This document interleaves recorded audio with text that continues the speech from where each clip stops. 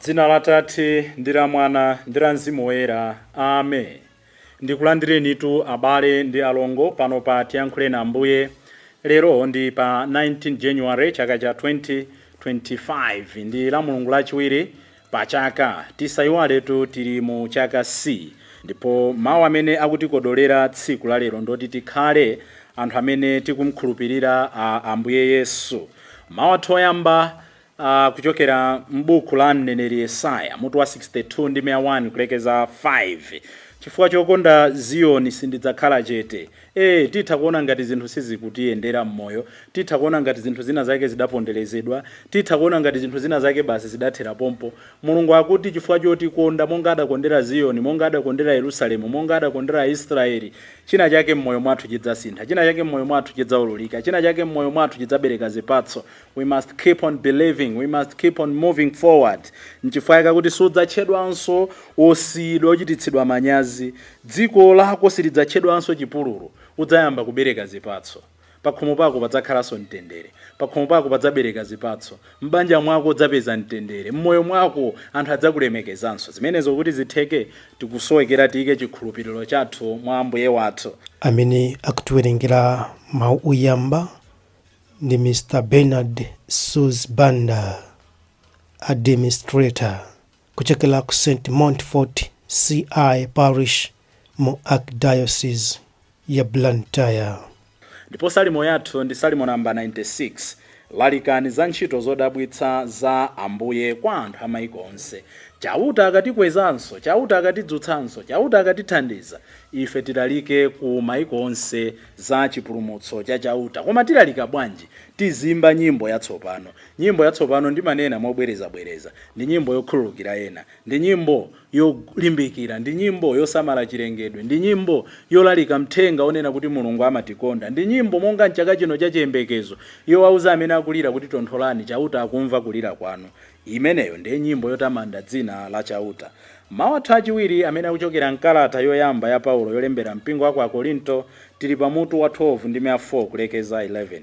Akutikumbutsa kuti tilandira mphatso zosiyanasiyana. Abale, pali mphatso za mitundumitundu, koma ozipereka ndi Mzimu Woyera yemweyo. Titati tisinkhesinkhe mofatsa mawu achiwiri, tiona kuti pakati pathu palibe chifukwa chomachitirana nsanje. Tinabadwa osiyana, tinadalitsidwa mosiyana, koma chilichonse chimene Mulungu adatipatsa, kadatipatsa chimodzi, pajatu wina adampatsa mphatso imodzi, ena mphatso ziwiri, ena mphatso 10, koma aliyense chimene adalandiracho amafuna kuti timbwezere nacho Mulungu ulemu. The question is, ndidazindikira mphatso zanji mwa ine, ndikuzigwiritsa ntchito motani?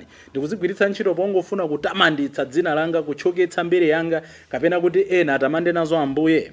Amene akutiwerengera mawu achiwiri ndi Sister Miriam Chabwera kuchokera ku St. Pius Magomero Parish mu Diocese ya Zomba. Mawu amumthenga pabwino ndi monga adalembera Yohane Oyera. Tili ku ukwati wakukana tsiku la lero, ndipo timadziwa tikangotchula za ku ukwati wakukana ndiye kuti Ambuye Yesu akusandutsa madzi kukhala mchema wake okoma kwambiri. Muli maphunziro atatu amene ine ndimafuna ndi inu tigawane. Amene akutiwerengera mawu amthenga wabwino komanso kutigawira mawu ndi Reverend Father Francis Damaseke kuchokera ku Episcopal Conference of Malawi ECM. Tiyenitu abale ndi alongo tisinkhesinkhe limodzi. Mawu oyamba. Mkwati wa mwamuna amakondwerera mkwati wa mkazi. Mawu a m'buku la mprofeti Yesaya. Chifukwa chokonda Ziyoni sindidzakhala chete, chifukwa chokonda Yerusalemu sindidzakhala chete, mpaka chilungamo chake chitaoneka poyera ngati kuwala, ndipo chipulumutso chake chitaoneka ngati muni oyaka. Iwe Yerusalemu, mitundu ya anthu idzakuona utapambana pa nkhondo, mafumu awo onse adzaona ulemerero wako. Adzakuyitanira dzina latsopano, limene adzakutche ndi chauta yemwe. udzakhala ngati chisoti cha ufumu chokongola m'manja mwa chauta, ngati nsangamutu ya ulemerero m'manja mwa Mulungu wako. Sudzatchedwanso wosiyidwa, dziko lako silidzatchedwanso chipululu. Dzina lako latsopanolo lidzakhala ndi kukondwera naye. Dziko lako lidzatchedwa wokwatiwa mwachimwemwe, chifukwa choti chauta akukondwera nawe, ndipo adzakhala ngati mwamuna wa dziko lako. Monga momwe mnyamata amakwatira namwali, chonchonso mmisiri wodzakumanganso adzakukwatira. Monganso mkwati wamwamuna amakondwerera mkwati wamkazi, chonchonso Mulungu adzasangalala nawe. Mawu a Ambuye. Tithokoze Mulungu. Mawu achiwiri. Mzimu Woyera mmodzi yemweyo amagawira munthu aliyense monga momwe iye afuna kumugawira. Mawu a kalata yoyamba ya Paulo Woyera kwa Akorinto. Abale, pali mphatso za mitundumitundu, koma wodzipereka ndi Mzimu Woyera mmodzimodzi. Pali njira zosiyanasiyana zotumikira, koma Ambuye amene timawatumikira ndi amodzimodzi. Pali mphamvu zosiyanasiyana, koma Mulungu ndi mmodzimodzi amene amagwiritsa ntchito mphamvu zonsezo mwa munthu aliyense.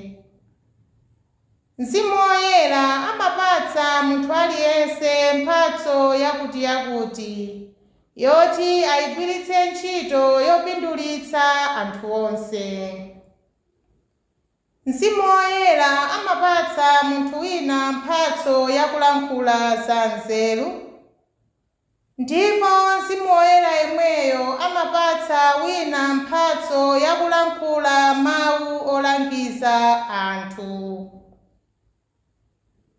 Mzimu Woyera yemweyo amapatsa wina mphatso yakukhulupirira, ndipo Mzimu Woyera mmodzi yemweyo amapatsa wina mphatso yakuchiritsa matenda.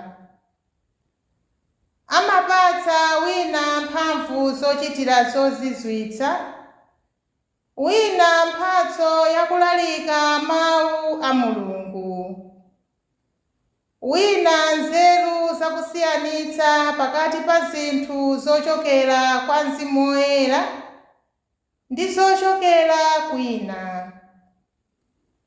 Amapatsa wina mphatso yakulankhula zilankhulo zosadziwika, ndipo amapatsa wina mphatso yakutanthauzira zilankhulozo. Amene amachititsa anthu zonsezi ndi Mzimu Woyera mmodzi yemweyo. Amagawira munthu aliyense monga momwe iye afuna kumugawira. Mawu a Ambuye. Tithokoze Mulungu. Ambuye akhale nanu.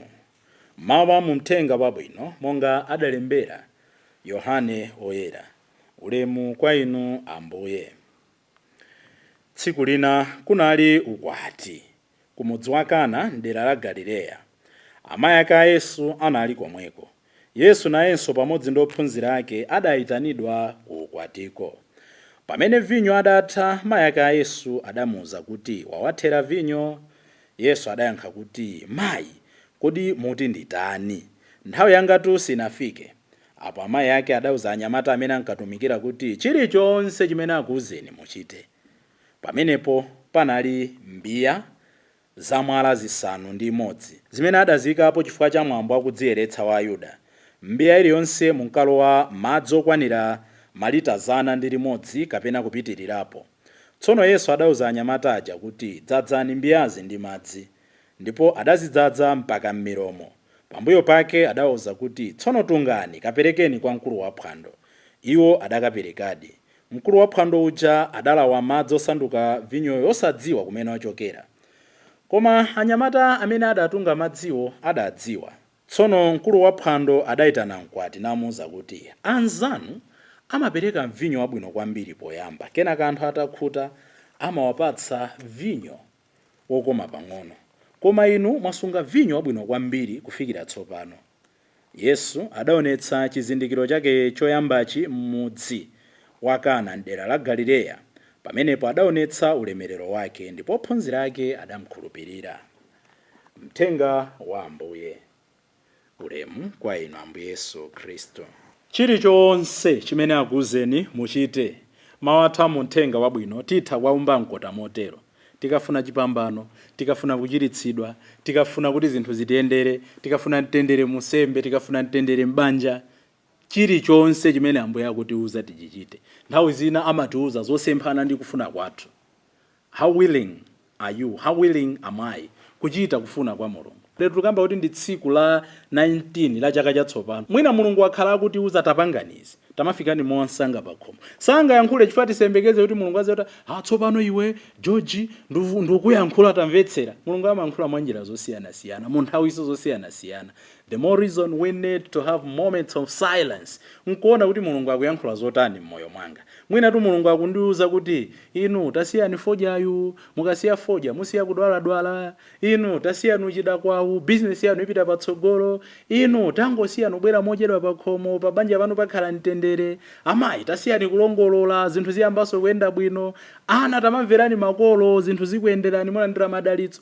Mulungu akhala akuyankhula njira zosiyana-siyana. Ansembe chonde tamaphunzitsani anthuwa, asiya kugalukira mpingo akakhala ndi chiphunzitso chokhwima.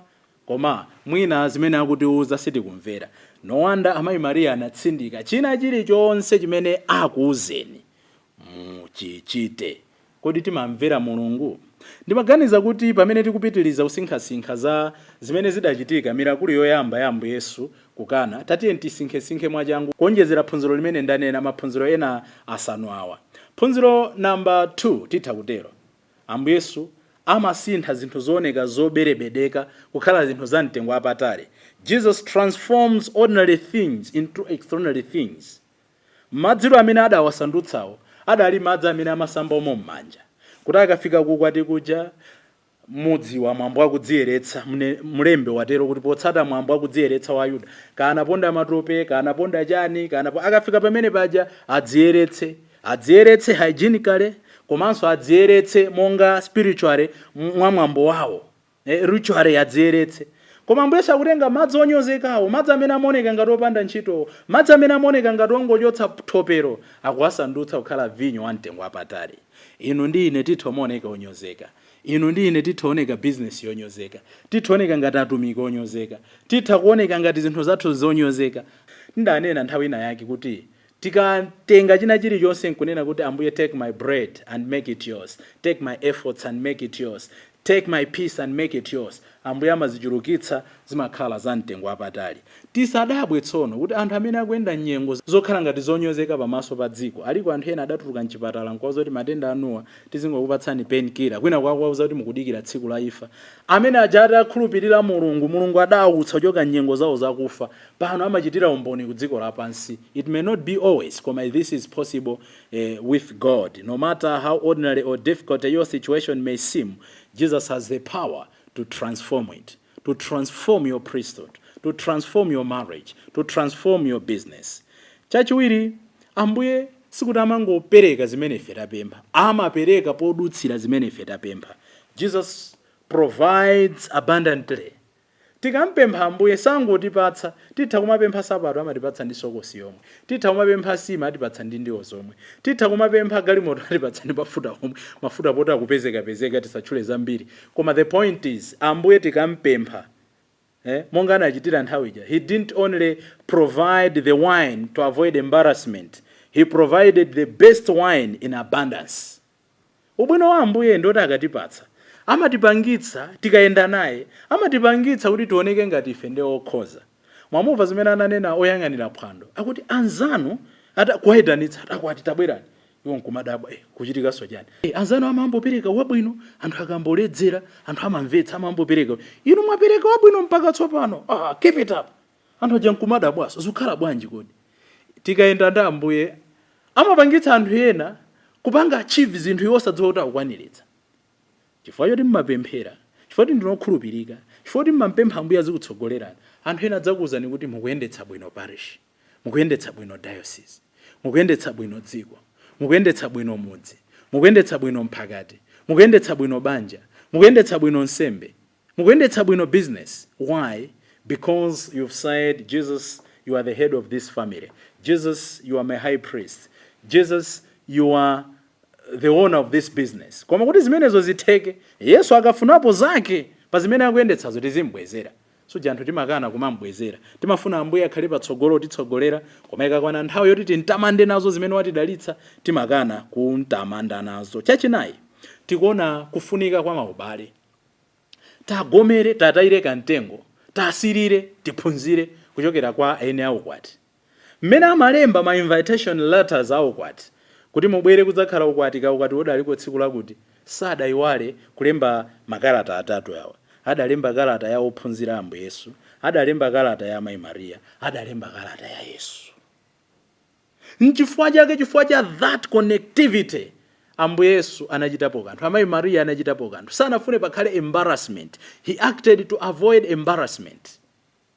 Ubwino wa relationships. Dziko lino lapansi mmene likuyendera, no matter how intelligent, how powerful, how good you may be in one field or the other, you need connectivity. Mukusowekera ena ake akukankhireni kuti muolokere tsidya lina, pangani maubale abwino. Komatu ubale wabwino usapose sunga chepere poitana Amayi Mariya. Chifukwa ubwino wa Amayi Mariya akuti amapempha amatinenera ngakhale ife tisanadziwe kuti tili ndi vuto. Ubwino woitana Ambuye Yesu mmoyo mwathu amatithandiza ngakhale nthawi yawo sinakwane. Tipemphererane wina ndi nzake. Poyamba tikhale ndi maubale abwino wina ndi nzake. Koma tikhale ndi ubale wabwino ndi Mulungu. Anzanu amabweretsa vinyo wabwino koyambirira. Anthu atamba kukhuta amabweretsa vinyo wa magrade otsikirapo m'musi. Ino ndine tisadikire kuti vinyo atithere nkuyamba kuwayitana Amayi Mariya. Ino ndine tisadikire kuti usembe wathu uvute nkunena kuti ndine mwana wanu Amayi Mariya.